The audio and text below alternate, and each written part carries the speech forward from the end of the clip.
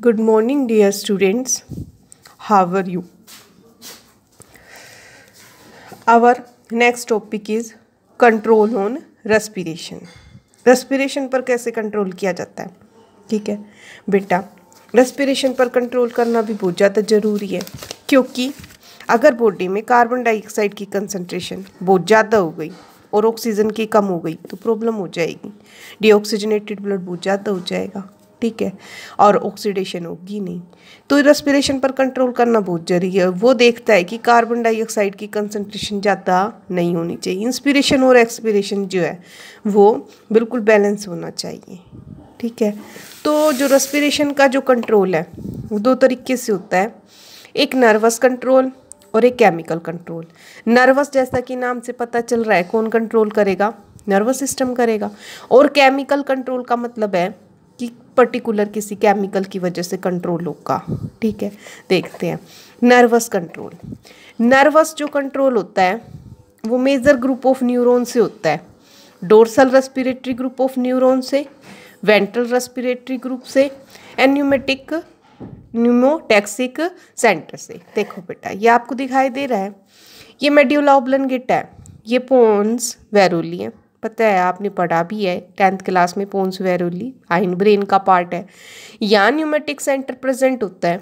ये hypothetic centre है, इसका कोई खास रोल नहीं है, ठीक है। इसके बाद दिखाई दे रहा है आपको DRG, पहला रेस्पिरेटरी ग्रुप, जिसे क्या कहते हैं? डोर्सल रेस्पिरेटरी ग्रुप, ठीक है। और इसके बिलो में जो दिखाई दे रहा है ये क्या है बेटा? वेंट्रल रेस्पिरेटरी ग्रुप, ठीक। तो नर्वस जो कंट्रोल करता है रेस्पिरेशन पे वो तीन उससे करता है, ठीक। Dorsal respiratory group, ventral respiratory group और न्यूमोटैक्सिक सेंटर से, ठीक है।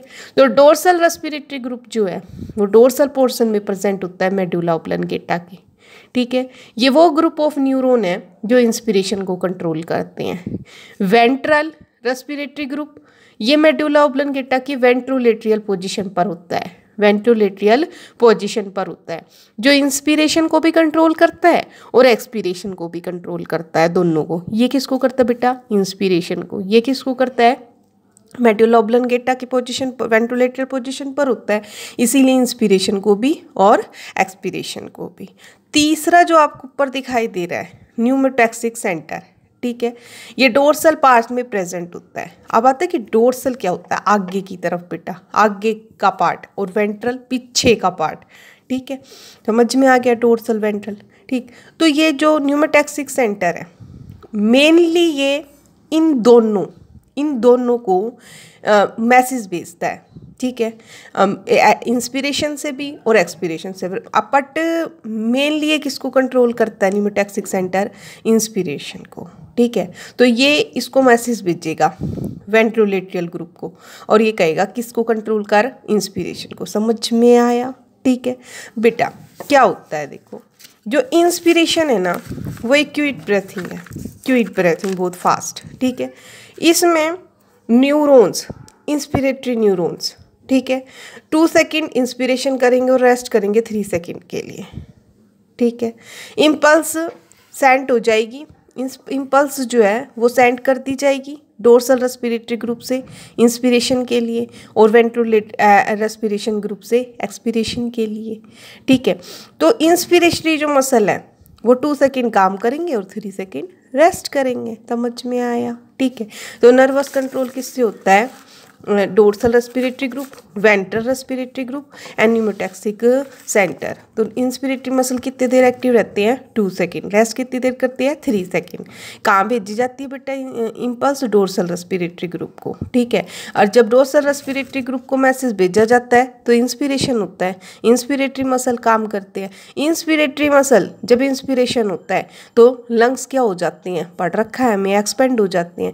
लंग्स जैसे ही फैलते हैं तो लंग्स की एल्वोलाई में कुछ एक रिसेप्टर होते हैं, वो जा करके किसको बोल देते हैं? एक्सपिरेटरी मसल को, कि अब आप अपना काम करो, ठीक है। तो फिर जब वो काम करने लगता है, देखो जैसे ही इंस्पिरेटरी मसल कॉन्ट्रैक्ट होते हैं, लंग्स की एल्वोलाई एक्सपेंड हो जाती है और वो किसको बोल देती हैं, एक्सपिरेटरी सेंटर को। एक्सपिरेटरी सेंटर इनहिबिट कर देता है इंस्पिरेटरी सेंटर को, डोर्सल रेस्पिरेटरी सेंटर को, ठीक है। फिर एक्सपिरेशन अकर करता है। जब एक्सपिरेशन अकर करता है तो स्ट्रेच रिसेप्टर इतने ज़्यादा टाइम तक स्ट्रेच नहीं रह पाते, ठीक है, और वो किसको स्टिमुलेट कर देते हैं, इंस्पिरेटरी सेंटर को। तो ये मैकेनिज्म चलता रहता है, समझ में आया, ठीक है। तो ये मैकेनिज्म किसके द्वारा कंट्रोल होता है बेटा, डोर्सल रेस्पिरेटरी ग्रुप, ठीक है, वेंट्रोलेट्रियल रेस्पिरेटरी ग्रुप, ठीक है। ये इंस्पिरेशन को कंट्रोल करेगा, ये इंस्पिरेशन और एक्सपिरेशन दोनों को करेगा, और ये न्यूमेटैक्सिक सेंटर जो है ये मैसेज भेजेगा इंस्पिरेशन से रिलेटेड इसको और फिर इसको, समझ में आया। तो ये क्या कहलाता है बेटा, नर्वस कंट्रोल। सेकेंड आता है केमिकल कंट्रोल, ये भी इम्पोर्टेंट है, ठीक है। ये डायग्राम दिखाई दे रहा है आपको छोटा सा बेटा, जो केमिकल जैसा कि नाम से पता चल रहा है, अगर ब्लड में कार्बन डाइऑक्साइड की कंसंट्रेशन ज़्यादा होती है, हाइड्रोजन की कंसंट्रेशन ज़्यादा होती है, तो ये सिस्टम काम करता है। स्पेसिफिक की किस पर डिपेंड करता है बेटा, ये कार्बन डाइऑक्साइड की, बहुत सेंसिटिव है कार्बन डाइऑक्साइड, जैसे ही इसकी कंसंट्रेशन ज़्यादा हुई वैसे ये सिस्टम काम करता है। इसको केमिकल कंट्रोल कहते हैं। देखो हार्ट दिखाई दे रहा है, आपने 10th क्लास में पढ़ा है। हार्ट से इस पार्ट से क्या निकलती है, इस तरह से ओटा, और ओटा कैरोटिड आर्टरी बनाती है, इस तरह से हम पढ़ते थे, यूँ 3 बताई भी थी मैंने आपको 10th क्लास में यूँ, ठीक है, कैरोटिड आर्टरी, ठीक है। कैरोटिड आर्टरी, इस ओटा के अंदर आपको ये डॉट सी दिखाई दे रही है, ये ओटिक बोटी कहलाती है। ये कैरोटिड आर्टरी निकल के बेटा, ठीक है। इन कैरोटिड आर्टरी में क्या प्रेजेंट है, छोटी छोटी डॉट्स, ये इस तरह की कैरोटिड बोटी, ठीक है। इसका डायरेक्ट कॉन्ट्रैक्ट इस ओटिक बॉडी का और इस कैरोटिड बॉडी का किससे है बेटा, मेडुला ऑब्लंगेटा से, समझ में आया, ठीक। अब ये कौन सा ब्लड लेके आ रही है, ओटा सबको पता है कौन सा, ऑक्सीजनेटेड, और वो कहाँ जाना है, बॉडी में, ठीक है। तो वो ब्रेन के पास आएगा, ठीक है। पहले तो यहाँ पे जैसे ये ओटा में आया तो ओटिक बॉडी को पता चल जाता है कि इसमें ऑक्सीजन जाता है या कार्बन डाइऑक्साइड। अगर कार्बन डाइऑक्साइड ज़्यादा है बेटा, हाइड्रोजन आयन ज़्यादा है, ओटा के पास पहुँच के ओटिक बॉडी सीधे मैसेज दे देगी मेडुला ऑब्लंगेटा को। सीधे मैसेज किसको दे देगी, मेडुला ऑब्लंगेटा को, कि ब्लड में CO2 जाता है, क्योंकि यहाँ क्या प्रेजेंट है, कीमियो रिसेप्टर CO2 के लिए, और वही इंस्पिरेशन का रेट बढ़ जाएगा, एक्सपिरेशन का रेट बढ़ जाएगा, ठीक है। एक्सपिरेशन का रेट बढ़ेगा जब तो कार्बन डाइऑक्साइड बॉडी से निकलेगी, समझ में आया। इसी तरह से ये ब्लड यहाँ आ गया, मान लीजिए बॉडी में सप्लाई होने जाने से पहले, ये यहाँ पर कैरोटिड बॉडी प्रेजेंट होती है, डिटेक्ट करती है कहीं ऑक्सीजन कम तो नहीं है ब्लड में, कार्बन डाइऑक्साइड ज़्यादा तो नहीं है, तो ये भी मैसेज दे देगी फिर किसको, मेडुला ऑब्लंगेटा को, और यहाँ से मैसेज फिर, ठीक है, फिर किसका रेट फास्ट हो जाएगा, एक्सपीरेशन का। और अगर O2 जाता है, CO2 कम है तो कोई दिक्कत नहीं है, ठीक है। तो मेनली तो ये किस बेस पर काम कर रही है बेटा, CO2 और H आयन पर, ठीक है। H आयन आपको पता है कब रिलीज होते हैं, जब कार्बन डाइऑक्साइड ज़्यादा होती है, क्योंकि जब CO2 ट्रांसपोर्ट होती है RBC में तो वाटर के साथ कंबाइन होती है, पढ़ाया जा चुका है, जिससे pH डिक्रीज करती है, ठीक है। तो ओटा के अंदर क्या मौजूद है बेटा, ओटिक बॉडी, वो क्या है, रिसेप्टर है। इसी तरह से कैरोटिड आर्टरी में भी क्या है बेटा, कैरोटिड बॉडी, वो भी सेंसिटिव है, किसके लिए, CO2 H आयन के लिए। ये किसको स्टिमुलेट करेगी बेटा, मेडुला ऑब्लंगेटा को, और क्या बढ़ा देगी, एक्सपायरेशन का रेट, ताकि कार्बन डाइऑक्साइड को कम किया जा सके, ठीक है। तो इस तरह से हम क्या कंट्रोल कर लेंगे, रेस्पिरेशन को। समझ में आए दोनों टॉपिक, ठीक है। तो हमने आज क्या पढ़ा, इंपॉर्टेंट टॉपिक, कि रेस्पिरेशन को कंट्रोल कौन करता है। 10th क्लास में आपने पढ़ा था कि रेस्पिरेशन को कंट्रोल कौन करता, बस इतना पढ़ा था, मेडुला ऑब्लंगेटा। तो यहाँ वास्तव में आपको पता चला कि रेस्पिरेशन के रिथम को कंट्रोल कौन करता है, मेडुला ऑब्लंगेटा। कंपटीशन के अंदर, नेट के अंदर क्वेश्चन आया था कि रेस्पिरेटरी रिथम सेंटर कौन होता है, तो कौन होता है बेटा, मेडुला ऑब्लंगेटा, क्योंकि इसमें ही प्रेजेंट है dorsal respiratory group, ventro respiratory group, और इसके नीचे वाले पार्ट में क्या प्रेजेंट है बेटा, न्यूमोटैक्सिक सेंटर। इंस्पिरेशन को, इंस्पिरेशन एक्सपिरेशन को, इंस्पिरेशन को, ठीक है। तो मेनली किसको है, इंस्पिरेशन को। और कीमियो रिसेप्टर कहाँ है, ओटिक बॉडी और कैरोटिड बॉडी में। समझ में आया, ठीक है। अच्छा, तो ये टॉपिक आपको अच्छे से करना है।